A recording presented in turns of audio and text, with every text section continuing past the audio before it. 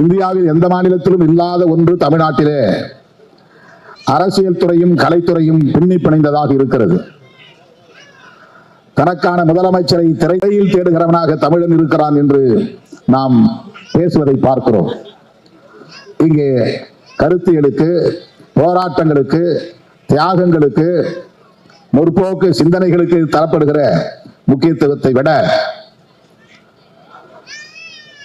இத்தனை கோடி வருமானம் வரும் அந்த வருமானத்தையும் விட்டுவிட்டு அரசியலுக்கு வந்திருக்கிறார் எங்கள் தலைவர் என்று சொல்லக்கூடிய நிலை தமிழகத்திலே இருக்கிறது.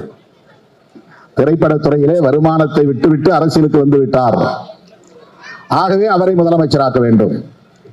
ஊர் ஊராய் செல்ல வேண்டாம், மக்களுக்காக போராட வேண்டாம், வழக்குகளை சுமக்க வேண்டாம், தடியடி வாங்க வேண்டாம், சிறைச்சாலை செல்ல வேண்டாம்,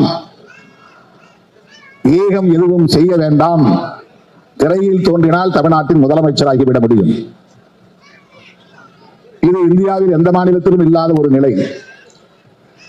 எல்லா மாநிலங்களிலும் திரைக்கலைஞர்கள் இருக்கிறார்கள், இயக்குநர்கள் இருக்கிறார்கள், சூப்பர் ஸ்டார்கள் இருக்கிறார்கள். அமிதாப் பச்சன் இந்தியாவிலேயே ஒரு புகழ்பெற்ற சூப்பர் ஸ்டார் தான். ஆனால் அவர் முதலமைச்சராக ஆசைப்பட்டதில்லை.